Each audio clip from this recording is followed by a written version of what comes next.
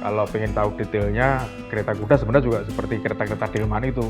Rodanya 4, ditarik kuda. Kudanya malah 1 malah kan juga kasihan sebenarnya. Jadi penumpang kira-kira bisa menampung 8 sampai 10 orang. Tetap ada kusir di depan. Jadi kira-kira itu. Jadi penumpangnya juga heterogen. Kalau pada saat itu, kalau kita lihat dari kisah balik sejarahnya, kalau kita amati, kita lihat justru yang pribumi jarang menggunakan kereta tram itu, horse tram istilahnya, horse tram ya. Mereka orang-orang Chinese sama orang-orang Belanda ya yang menggunakan moda tram itu. Jadi dibangun itu di Pasar Ikan kota, stasiun kota itu maksudnya sekarang itu menuju ke kota, kemudian sampai mana? Sampai Harmoni, Kuitang. Tram identik dengan kendaraan berjalan di atas rel. Namun saat itu, tram berkuda masih berjalan layaknya sebuah delman. Ini sempat beroperasi cukup lama ya, sampai mungkin sekitar tahun 1880-an awal lah begitu. Tapi kemudian terbukti bahwa kuda ini pun tidak efisien karena berat bagi kuda untuk menarik tram dalam tempo yang cukup lama gitu, berjam-jam, sehingga kemudian banyak kuda yang sakit, banyak kuda yang mati, dan itu perusahaan akhirnya mengeluarkan biaya yang cukup mahal juga. Abad 18, revolusi industri terjadi. Revolusi yang melahirkan berbagai perusahaan di segala lini kehidupan di seluruh dunia. Berbagai mesin canggih ditemukan. Penggunaan moda transportasi publik ini kan beriringan dengan perkembangan zaman dan perkembangan teknologi. Jadi ketika belum terjadinya revolusi industri, orang menggunakan kendaraan angkutannya berupa tunggangan kuda atau menggunakan sapi atau hewan lainnya untuk menarik gerobak atau misalnya saldo atau apa yang bisa digunakan. Jadi fungsi hewan sebagai penggeraknya, penariknya. Tapi dengan ditemukannya mesin uap, ditemukannya bahan bakar berupa minyak, itu menjadi suatu revolusi dalam konteks teknologi maupun industri.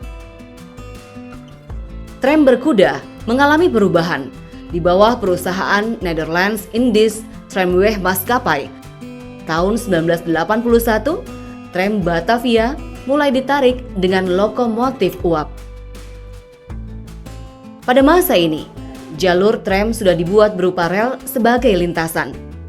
Rute tram pun semakin diperluas. Yang sebelumnya hanya menghubungkan Jalan Cengkeh hingga Harmoni, terjadi penambahan 3 jalur lagi, yaitu jalur Harmoni hingga Jatinegara, Harmoni hingga Kramat, dan Harmoni hingga daerah Cut Mutia. Tahun 1897, tram uap berganti kepemilikan. Di bawah perusahaan baru bernama Batavia Elektrische Trammaatschappai, tram kembali mengalami perubahan. Sistem tram berbasis tenaga listrik mulai dikembangkan. Seiring munculnya tram listrik, tram uap masih tetap beroperasi hingga akhirnya dihapus pada tahun 1933.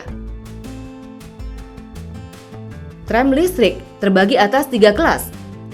Kelas 1 untuk bangsa Eropa, kelas 2 untuk Asia, dan kelas 3 untuk pribumi yang kemudian dikenal dengan kelas kambing.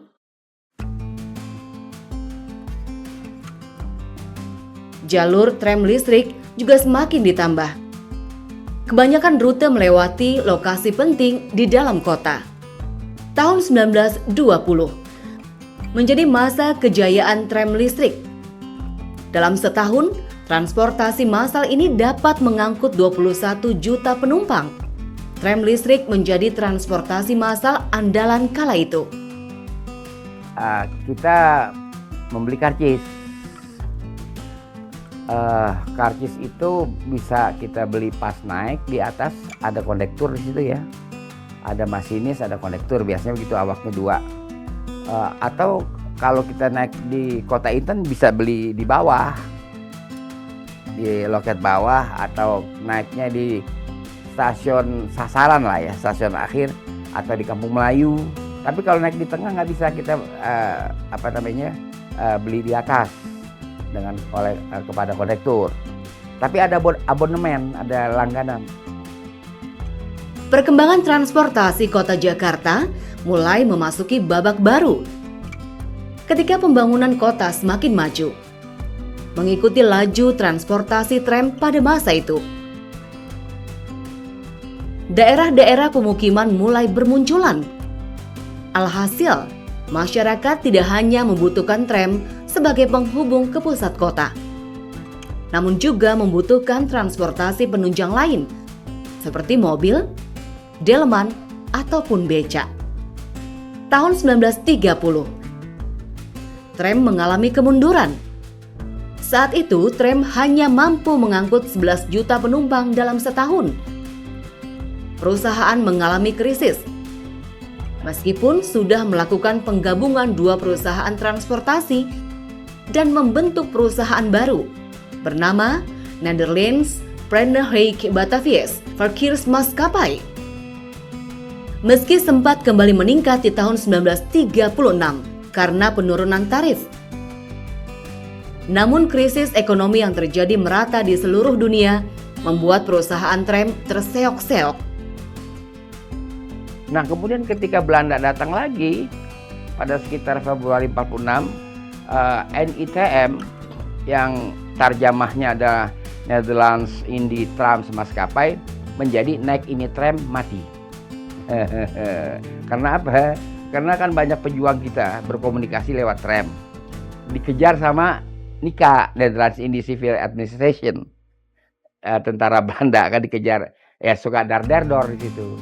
Orang bilang naik ini tram mati karena ada risiko lah ya. Kalau tiba-tiba ada pejuang yang lagi dicari di situ, ya diberondong.